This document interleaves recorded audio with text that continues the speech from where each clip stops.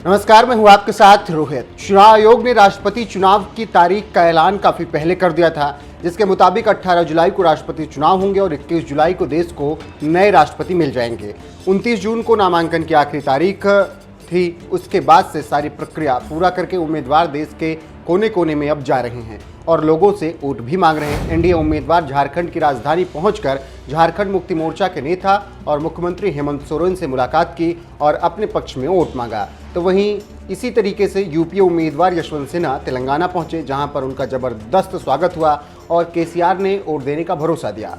उसके बाद यशवंत सिन्हा लखनऊ पहुंचे और समाजवादी पार्टी के राष्ट्रीय अध्यक्ष अखिलेश यादव से मुलाकात की और वोट मांगा। इसके साथ ही साथ समाजवादी पार्टी के वरिष्ठ नेता आजम खान से मुलाकात की और उनसे भी वोट मांगा। लेकिन यशवंत सिन्हा के आने से पहले लखनऊ में आजम खान ने एक टीवी चैनल से बात की और अपनी बात रखते हुए यशवंत सिन्हा को लेकर कई अहम बातें कही। अपनी शायरी और कहावत के लिए मशहूर आजम खान ने शायरी के जरिए अपनी बात रखी, जिसे लोग कह रहे हैं कि यशवंत सिन्हा की हार पर व्यंग कसा और कहा कि ख्वाब तो हम भी देख रहे हैं, यह जरूरी थोड़ी है कि हर ख्वाब सच हो जाए। अंधे हैं हम, देखेंगे क्या, बहरे हैं हम, सुनेंगे क्या, गूंगे हैं हम, बोलेंगे क्या, मगर ये हमारा वतन तो है। वही आजम खान ने लोकतंत्र को लेकर भी सरकार पर निशाना साधा और कहा कि लोकतंत्र कहाँ है, किस शहर में है, किसे वोट डालने दिया। तो आप समझ सकते हैं कि कितना गुस्से में है आजम खान। जानकारी देते चलें कि आजम खान हाल ही में संपन्न हुए लोकसभा उपचुनाव का जिक्र कर रहे थे। उन्होंने चुनावी नतीजों के बाद आरोप लगाया था कि मुसलमानों को वोट नहीं डालने दिया गया और इसी कारण समाजवादी पार्टी के उम्मीदवार की हार हुई। तो आप समझ सकते हैं कि आजम खान ने यशवंत सिन्हा पर क्यों तंज कसा। जानकारी देते चलें कि एनडीए का मास्टर स्ट्रोक सामने आने के बाद विपक्ष धराशायी है, क्योंकि उसको समझ ही नहीं आ रहा है कि वो क्या करे। यहाँ पर एक और बात बता दें कि वोटों की परिस्थिति के मुताबिक एनडीए उम्मीदवार का जीतना तय है, क्योंकि एनडीए उम्मीदवार को 10,000 वोटों की जरूरत है। उसका इंतजाम एनडीए ने फिलहाल कर लिया है, क्योंकि उड़ीसा और आंध्र प्रदेश की पार्टियां बीजेपी का साथ देने को राजी हैं। इसी से लग रहा है कि विपक्ष हारी हुई बाजी खेल रहा है, इसीलिए विपक्ष में निराशा के सिवा कुछ भी दिखाई नहीं दे रहा है। तो वहीं बीजेपी ठसक के साथ चल रही है कि आंकड़े उसी के पक्ष में हैं। देखना होगा कि आगे क्या कुछ होता है, लेकिन विपक्षी नेता अपनी दुश्मनी भुला नहीं पाए हैं और उधर पीएम मोदी मस्त हैं, क्योंकि जीतना उनका तय लग रहा है। केरल में लेफ्ट डेमोक्रेटिक फ्रंट जो सीपीएम का नेतृत्व में है और यूनाइटेड डेमोक्रेटिक फ्रंट कांग्रेस के नेतृत्व में, दोनों ने स्वागत किया और वहां केरल में तो 100% समर्थन मिलने वाला है। केरल के बाद हम तमिलनाडु गए। वहां के माननीय मुख्यमंत्री स्टालिन, डीएमके और मित्र दलों का उन्होंने बैठक बुलाई। बहुत अच्छा रिस्पांस मिला। उसके बाद हम छत्तीसगढ़ पहुंचे। माननीय मुख्यमंत्री बघेल जी ने बहुत अच्छा स्वागत किया। उसके बाद तेलंगाना पहुंचे और तेलंगाना में जो हुआ वो आप सबको मालूम है ही। जिस दिन माननीय प्रधानमंत्री हैदराबाद में थे, उसी दिन मुख्यमंत्री केसीआर ने यशवंत जी का स्वागत किया, अभूतपूर्व स्वागत किया। उसके बाद हम कर्नाटक गए और कर्नाटक के बाद आज उत्तर प्रदेश आए हैं।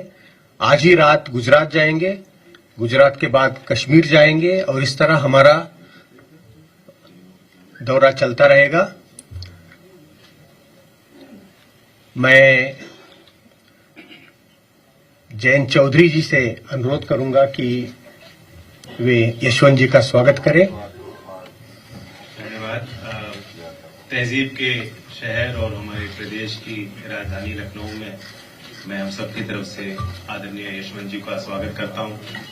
बहुत ही खुशी का एक अनुभूति हुआ में हो रही है। हमारे लिए बड़ा सौभाग्य है कि इनके पक्ष में मैं और हमारे पार्टी के विधायक और हमारे गठबंधन के सभी लोग मतदान करने जा रहे हैं। यशवंत जी का परिचय देने की कोई जरूरत नहीं, बहुत लंबे समय से आप सब इनको देख रहे हैं और जो प्रशासनिक खूबियां इनके करियर में रही हैं, सरकार में रहे हैं, विपक्ष में रहे हैं, सड़क पे रहे हैं और वित्तीय विषयों को लेकर देश के संवैधानिक मूल्यों को समझने की बात हो, चाहे इस देश का गरीब आदमी क्या चाहता है और कैसे सोचता है, कैसे अपनी जिंदगी को जो है कमाई करता है, परिवार का पालन करता है, इन सारी चीजों को अच्छी तरह जानते हैं इसलिए हमें सबको विश्वास है, साझे उम्मीदवार के तौर पर हमने इनकी उम्मीदवारी पे सबने मोहर लगाई और हम बड़ी उत्सुकता के साथ इंतजार कर रहे हैं। हम उत्साहित हुए हैं इनके चुनावी अभियान को देखते हुए और अब इनका पड़ाव उत्तर प्रदेश की तरफ पड़ा है। हमें पूरा विश्वास है कि उत्तर प्रदेश के इस राष्ट्रपति चुनाव के मतदाता सभी हमारे इस विचारधारा से जुड़कर इनके इस अभियान को और गति देंगे। धन्यवाद। माननीय अखिलेश यादव जी। धन्यवाद। सबसे पहले मैं आदरणीय यशवंत सिन्हा जी का बहुत बहुत स्वागत करना चाहता हूं। मैं धन्यवाद भी देता हूं कि आज हमारे बीच में हैं और न केवल हमें बल्कि बहुत बड़े पैमाने पे लोगों को खुशी है इस बात की कि देश को विपक्ष ने एक बहुत ही सूझबूझ के साथ और आज के समय की परिस्थितियों के समझते हुए जो प्रत्याशी बनाए हैं उनके समर्थन में जहां हमारी पार्टी है वहीं और भी दलों को साथ जोड़ने का काम करेंगे। हमारे देश को समय समय पर राष्ट्रपति मिले हैं और इस समय देश जिन हालातों से गुजर रहा है ये आदरणीय यशवंत सिन्हा से बेहतर कोई प्रत्याशी नहीं हो सकता। देखने को और देखने आने को आंकड़े तो हैं सरकारों के पास, लेकिन सरकारें खोखली सी हैं। उस स्थान पर बैठ करके सरकार को दिशा दिखाने के लिए और कॉन्स्टिट्यूशन जो हमारा संविधान है उस संविधान के रास्ते पे चलाने के लिए इनसे बेहतर मैं समझता हूं आज प्रत्याशी कोई नहीं है। इसलिए हमारी पार्टी और हमारी पार्टी के साथ बहुत सारे और दल भी आपका समर्थन करेंगे। मैं एक बार फिर आपका बहुत बहुत स्वागत करता हूं, बहुत बहुत बधाई देता हूं। इस पद की लड़ाई के लिए आपने जो स्वीकार किया उसके लिए बहुत बहुत बधाई आपको।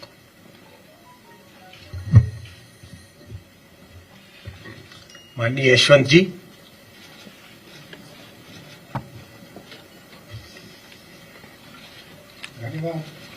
धन्यवाद सुधीर जी।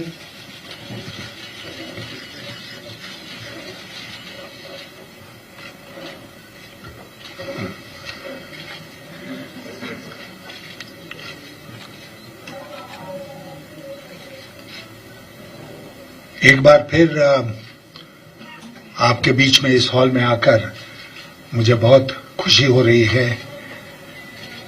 अखिलेश जी के साथ तो कई बार यहाँ पर हम आए हैं और आपके साथ मुलाकात हुई है। इस बार परिस्थिति कुछ विशेष है।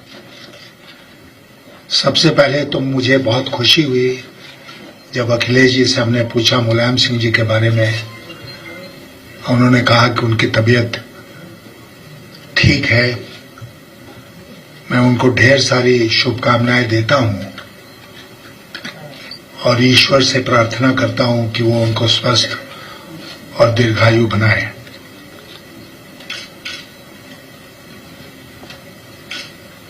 उसी प्रकार जयंत जी, इनके पिताजी के साथ बहुत दिनों तक हमने काम किया था, बहुत मित्र थे।